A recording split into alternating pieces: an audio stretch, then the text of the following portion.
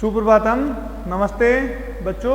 अपन पढ़ रहे थे उपपद विभक्ति कारक और उस कारक के अंदर अपन पढ़ रहे थे तृतीया विभक्ति। और तृतीया विभक्ति मैंने आपको कल सूत्र बताया था, एनांग विकार है, जिस अंग में विकार होता है उसमें तृतीया विभक्ति होती है। विकार मतलब दोष। आए बात समझे। अब देखिए कक्षा 10 में ये टॉपिक तो चल रहा है अपने 8, 9, 10 तीनों के अंदर चलता है, ये तो विभक्ति उपपद का तो कारक प्रकरण में।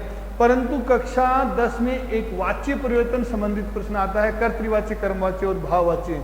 तो तृतीया विभक्ति की बात चल रही है। तो देखिए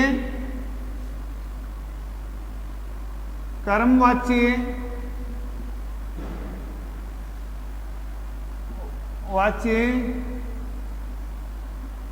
के कर्ता में कर्मवाच्य और भाववाच्य के कर्मवाच्य भाववाच्य के कर्ता में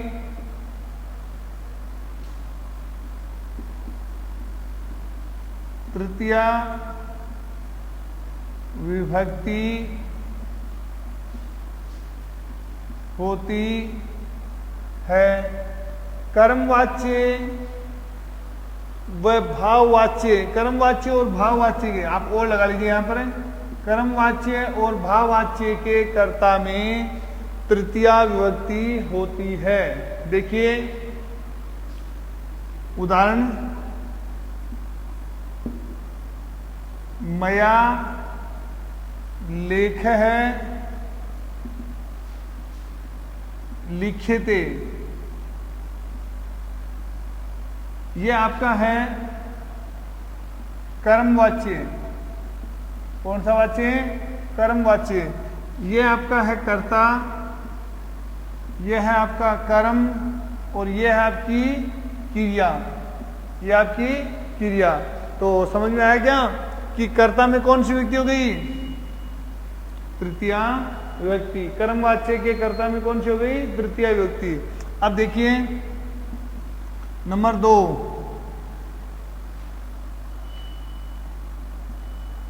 तेन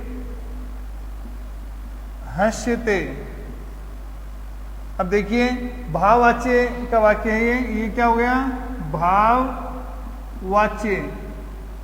भाववाच्य के कर्ता में ये आपका है कर्ता और कर्ता में कौन सी विभक्ति हो गई? तृतीया विभक्ति। भाववाच्य में कर्म नहीं होता है, कर्ता में तृतीया विभक्ति होती है और क्रिया आत्मनेपदी प्रथम पुरुष एक वचन की ही आती है। तो देखो हंस धातु में क्या बना है? हंस्यते। और स तौ ते, तम तौ तान, तेन। तो कर्ता में कौन सी विभक्ति हो गई? तृतीया विभक्ति हो गई। समझ में आए ना। अब देखो अलम,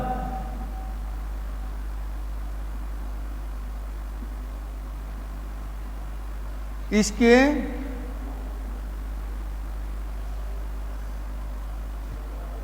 अलम शब्द है ना, इसके योग में तृतीया विभक्ति होती। अलम का अर्थ होता बस, रोकने अर्थ में, है कि नहीं? जबकि समर्थ अर्थ में आए तो चतुर्थी विभक्ति होगी, बच्चों ध्यान रखना इस बात का। तो अलम, उदाहरण देखिए, अलम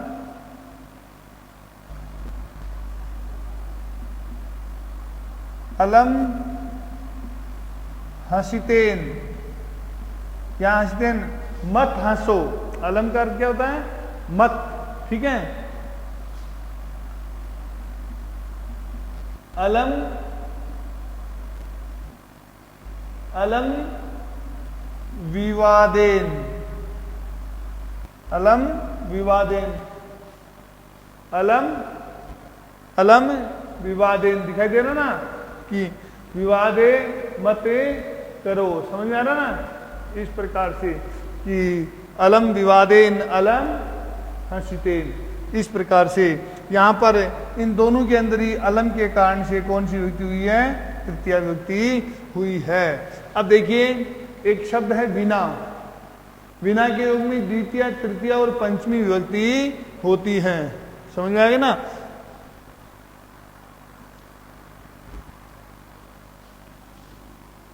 विना, विना का अर्थ क्या होता है? बिना। ठीक है, इसके योग में द्वितीया, तृतीया व पंचमी विभक्ति होती है। हेतु के योग में भी तृतीया होती है, समझ में आया कि नहीं? तो इसका उदाहरण देखिए, जलम विना जीवनम नास्ति, पानी के बिना जीवन नहीं है। तो ये देखिए यहां पर, अब देखो इसी प्रकार से जलेन विना जीवनम नास्ति।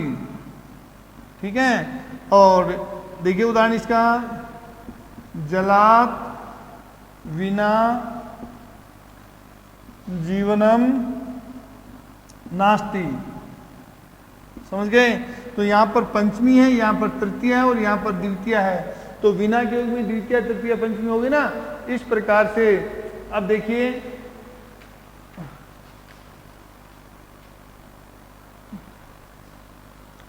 अगले कारक है संप्रदान कारक।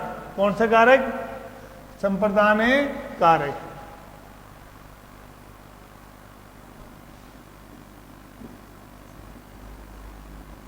चतुर्थी विभक्ति और संप्रदान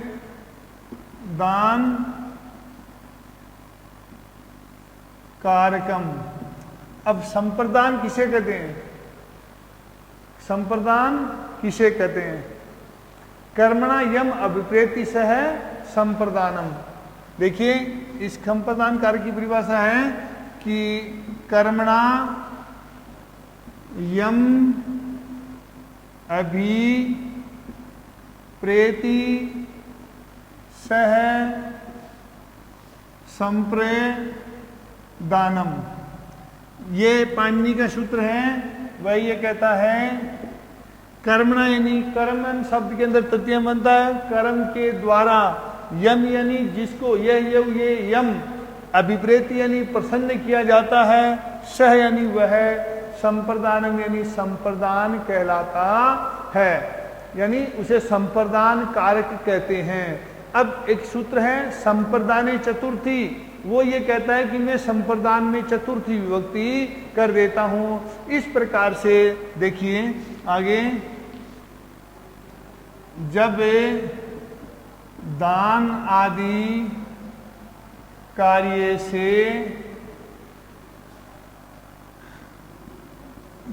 से कर्ता जिसको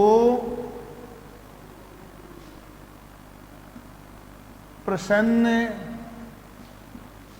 करता है उसकी संप्रदान संज्ञा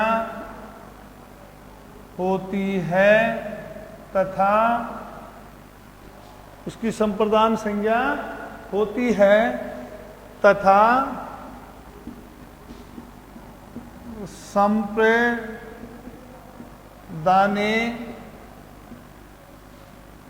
चतुर्थी सूत्र से संप्रदान में चतुर्थी विभक्ति हो जाती है। बात समझ में आई बच्चों? देखो ये क्या कह रहे हैं, कर्मणा यम अभिप्रेति से संप्रदानम। जब दान आदि कार्य से कर्ता जिसको प्रसन्न करता है उसे संप्रदान कहते हैं या उसकी संप्रदान संज्ञा होती है तथा संप्रदान चतुर्थी से उस संप्रदान में चतुर्थी विभक्ति हो जाती है। देखो यहाँ पर प्रसन्न करते हैं उसे संप्रदान कहते हैं और संप्रदान चतुर्थी से उस संप्रदान में कौन सी विभक्ति हो जाती है? चतुर्थी विभक्ति हो जाती है। अब देखो बच्चों उदाहरण देखो,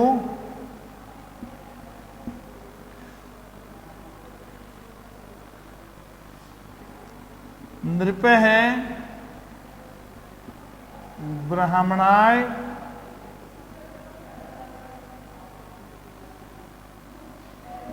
गाम ददाती। हाँ भैया, राजा ब्राह्मण को गाय देता है। तो किसको देता है गाय? पंडित जी को, ब्राह्मण को, मेरे जैसे को। तो मेरे जैसे को देता है तो खुश कौन हो रहा है? मैं। गाय किसको मिली? मेरे को मिली। तो जो दान आदि कार्य से कर्ता जिसको प्रसन्न करता है उसकी संप्रदान संज्ञा होती है, और उस संप्रदान चतुर्थी सूत्र से उस संप्रदान में चतुर्थी विभक्ति हो जाती है। तो ब्राह्मणाय में कौन सी विभक्ति है? चतुर्थी। समझ गए ना बात? क्यों हुई? कि संप्रदान चतुर्थी से उसमें चतुर्थी विभक्ति हो गई। आई बात समझिए कि संप्रदान कार्य के अंदर। अब देखो कि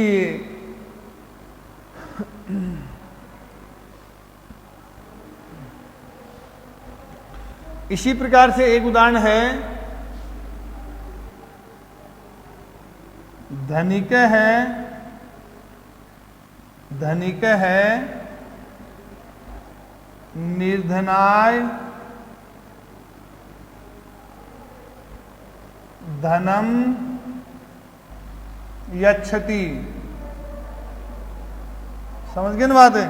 तो निर्धनाय में कौन सी विभक्ति हो गई? चतुर्थी विभक्ति हो गई कि जिसको अपन दे रहे हैं, किसको? निर्धन को। तो निर्धन में कौन सी विभक्ति हुई है? चतुर्थी। और या तो आप यच्छति या ददाती कारण दे देना, या संप्रदान कार्य का कारण दे देना। अब देखो कि अगला सूत्र है रुच्यर्थ नाम प्रियमाण है। कौन सा है? रुच्यर्थ नाम प्रियमाण है। अगला सूत्र है रुच्यर्था नाम प्रियमाण है।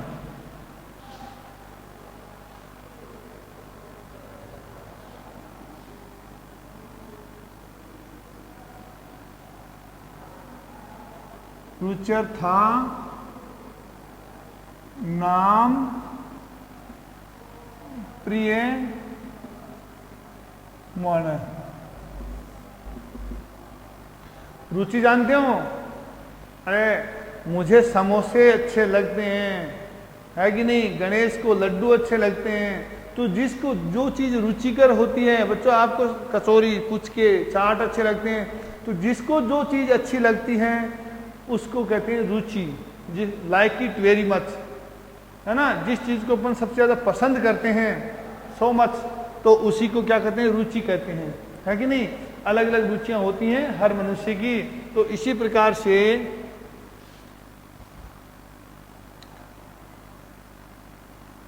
रुचि अर्थ में जिसको जो वस्तु अच्छी लगती है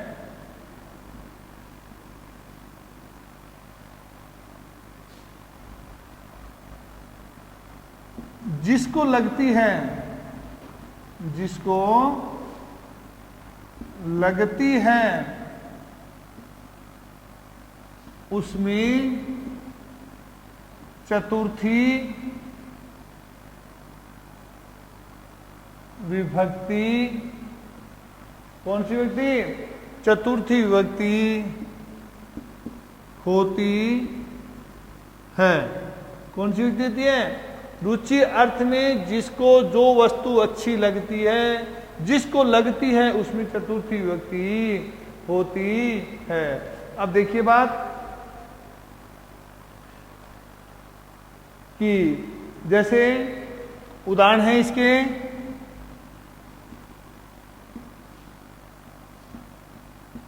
गणेशाय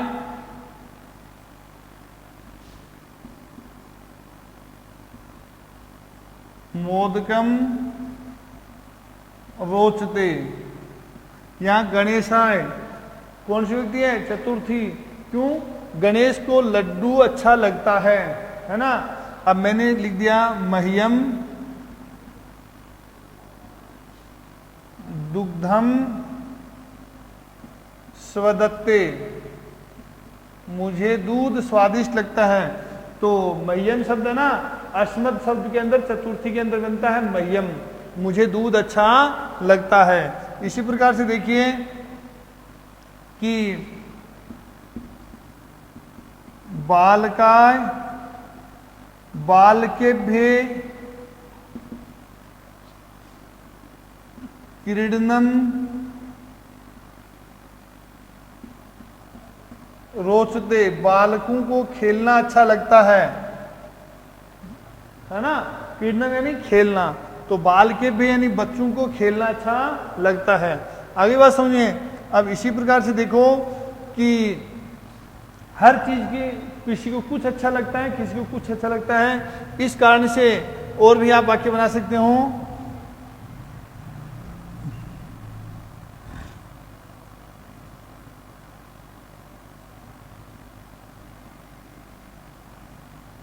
सज्जनाय रामायणम रोचते, सज्जन को रामायण अच्छी लगती है। ठीक है ना। तो जिसको जो चीज अच्छी लगती है, देखो यहाँ पर इनमें सब में विभक्ति हुई और आपको ये कारण लिखना है, रोचते स्वदत्ते, ये कारण लिखना है। मैं बताऊं इसका कारण कि आपको प्रश्न पूछा जाएगा कक्षा 10 में तो विभक्ति और उसका कारण, और कक्षा 9 या 8 में विभक्ति कारण पूछ सकता है, या ये शब्द कोई दे दिया उससे वाक्य भी बना सकता है। रोचते दे दिया, वाक्य बनाइए, तो ये वहां भी आपके सहायक हो सकते हैं। तो रेखांकित पद में विभक्ति और कारण बताएंगे, तो विभक्ति लिख देंगे आप बच्चों 10th क्लास वालों चतुर्थी, और कारण लिख देंगे रोचते योगे चतुर्थी भवती। अब देखो आगे अगला सूत्र है पाणिनि का, क्रुद्ध है, द्रुह है, ईर्ष्या। क्रुद्ध यानी क्रोध करना। देखो क्रुद्ध द्रुह है, ईर्ष्या, असूया, अर्थ में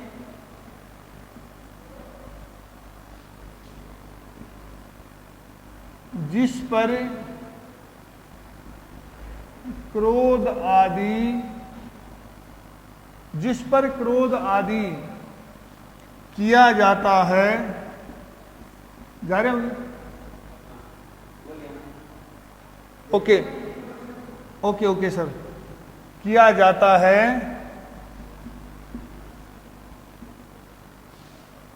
क्रुद्ध द्रुह ईर्ष्या असूया, अर्थ में जिस पर क्रोध आदि किया जाता है उसमें चतुर्थी विभक्ति होती है। जिस पर क्रोध आदि किया जाता है उसमें, जैसे उदाहरण देखिए, जैसे देखिए सज्जन है, दुर्जन है, दुर्जन है, सज्जनाय,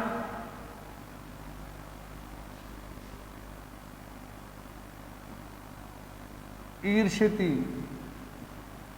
ठीक है ना। तो यहां दुर्जन है, वो सज्जन पर से क्या करता है? ईर्ष्या करता है। अब इसी प्रकार पिता पुत्राय क्रुध्यति, समझा ना। पिता पुत्र पर क्रोध करता है।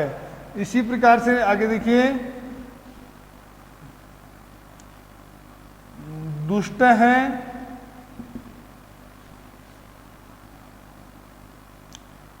दुष्ट है या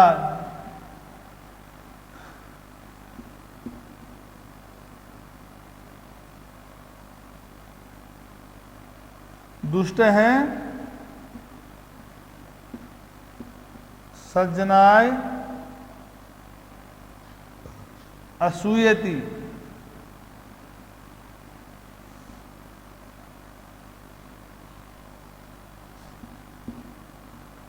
किंकर है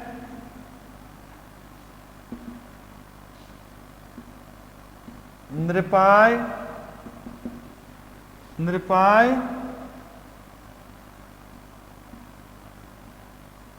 द्रुह्यति। समझ गए बात है? तो यहां पर नृपाय, सज्जनाय, पुत्राय, इन सब में कौन सी व्यक्ति के हुई है? चतुर्थी। ईर्ष्यति, क्रुध्यति, असूयति, द्रुह्यति, ये क्या हो जाएंगे? इसके अंदर कारणे हो जाएंगे। आई बात समझिए? ये आपका चतुर्थी व्यक्ति क्रुद्ध, द्रुह, ईर्ष्या, असूया अर्थ में जिस पर क्रोध आदि किया जाता है उसमें चतुर्थी व्यक्ति होती है। अब एक सूत्र देखो, नमः स्वस्ति स्वाहा स्वधा अलम वसड योगात्। सूत्र क्या है? नमः है नमस्कार, स्वस्ति कल्याण, स्वाहा, स्वाहा मतलब अग्नि के हवि का भाग, नमः स्वस्ति, स्वाहा स्वधा, स्वधा अलम वसड योगाच। चतुर्थी समझ में आ गया? देखिए अब ये सूत्र क्या कहता है? नमः यानी नमस्कार, जिसको अपन नमस्कार करते हैं उसमें चतुर्थी व्यक्ति होती है। जैसे नमः का अर्थ क्या होता है? नमस्कार, है ना? जैसे गुरुवे नमः, तो गुरु में कौन सी हो गई? चतुर्थी। किसके कारण से? नमः के कारण से। नंबर 2 स्वस्ति। स्वस्ति का अर्थ क्या होता है? कल्याण, है ना? तो प्रजाभ्ये, प्रजाभ्ये स्वस्ति, प्रजाभ्ये स्वस्ति, प्रजा का कल्याण हो। इसी प्रकार से स्वाहा हवि का भाग, अग्नि का, ठीक है ना? तो अब देखिए इसमें, तो अग्नि स्वाहा, अग्नि स्वाहा, तो यहां पर अग्नि में कौन सी युक्त हो गई? चतुर्थी। इसी प्रकार से स्वधा, अब स्वधा के लिए जैसे देखो, इंद्राय पितृभ्ये स्वधा, यही हवि का भाग ही होता है, तो इसके लिखते हैं पितृभ्ये स्वधा, पितृश्रियों के लिए स्वधा, यानी जो अपने द्वारा अर्पित हवि का भाग, जो हवन का भाग होता है, पितृभ्ये स्वधा। इसी प्रकार से देखो वसड, तो वसड में भी ये आता है कि इंद्राय वसड, ठीक है ना? अच्छा, अब देखो इसमें आया था कि इनके योग में कौन सी व्यक्ति होती है? चतुर्थी व्यक्ति होती है। समझ गए ना? नमः यानी नमस्कार, स्वस्ति यानी कल्याण, स्वाहा मतलब हवि का भाग अग्नि का, और स्वाहा भी किसको कहते हैं? स्वधा भी इसी के पितृभ्ये स्वधा, ठीक है? और वसड, इंद्राय वसड, तो इंद्राय में कौन सी व्यक्ति हो गई? चतुर्थी। कारण क्या लिखेंगे? वसड, स्वधा, स्वाहा, स्वस्ति और नमः के योग में चतुर्थी व्यक्ति होती है। बच्चों इसी प्रकार से देखिए, एक है कि आपका अलम, मैंने कहा था अलम के योग में तृतीया होती है, अगर अपन निषेध या रोकने अर्थ में प्रयुक्त होते हैं, परंतु अलम समर्थ अर्थ में चतुर्थी विभक्ति होती है। देखिए अब मैं आपको एक उदाहरण लिखाता हूं, बड़ा महत्वपूर्ण उदाहरण है, ध्यान रखना इसका। है उदाहरण है हरि ही, हरि किसका नाम है? हरिअंता, हरि कथा अनंता। हरि अंत है, उसकी कथाएं तो अनंत हैं। तो हरि नाम किसका है? भगवान विष्णु का। हरि ही दैत्यभ्ये अलम। बच्चों यहां पर दैत्य किसको कहते हैं? राक्षसों को, दुष्टों को। तो हरि भगवान विष्णु हैं, वो राक्षसों के लिए अलम यानी समर्थ हैं, एकला ही नहीं जैसा दे काम। तो यहां पर मेरी बात समझ गए कि यहां पर दैत्यभ्य में जिसके लिए समर्थ होते हैं उसमें कौन सी विभक्ति होती है? चतुर्थी। ये अलम शब्द यहां पर समर्थ अर्थ के लिए आया है, इस कारण से यहां पर दैत्यभ्य में कौन सी हो गई? चतुर्थी।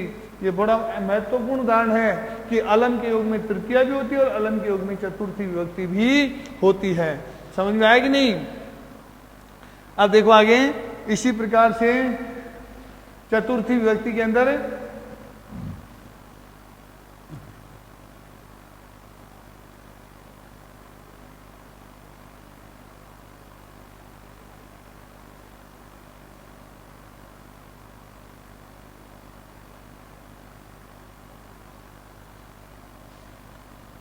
हरि देते में अलम। अब देखिए कुछ शब्द होते हैं कि उनकी धातुएं होती हैं, उनके योग में भी कौन सी विभक्ति होती है? चतुर्थी विभक्ति। देखिए कथय, उपदिश और निवेदे, इनके योग में है ना कौन सी विभक्ति होती है? इनके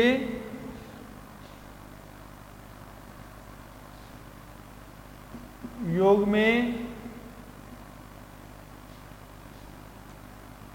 चतुर्थी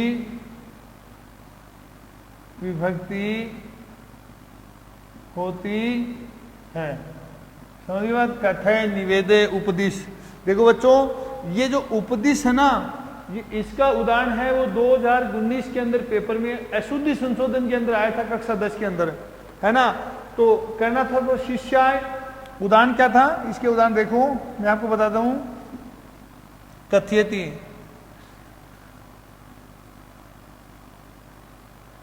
सज्जन है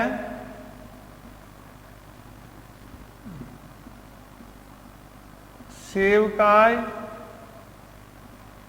कथयति।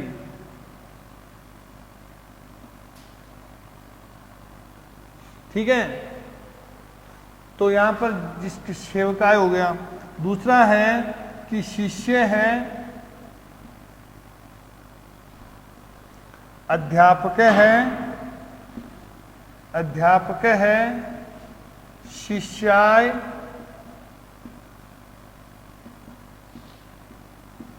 उपदिष्टि।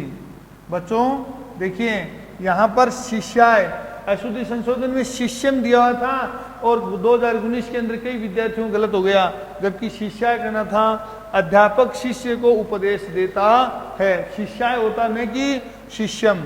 अब अगला है इसी प्रकार से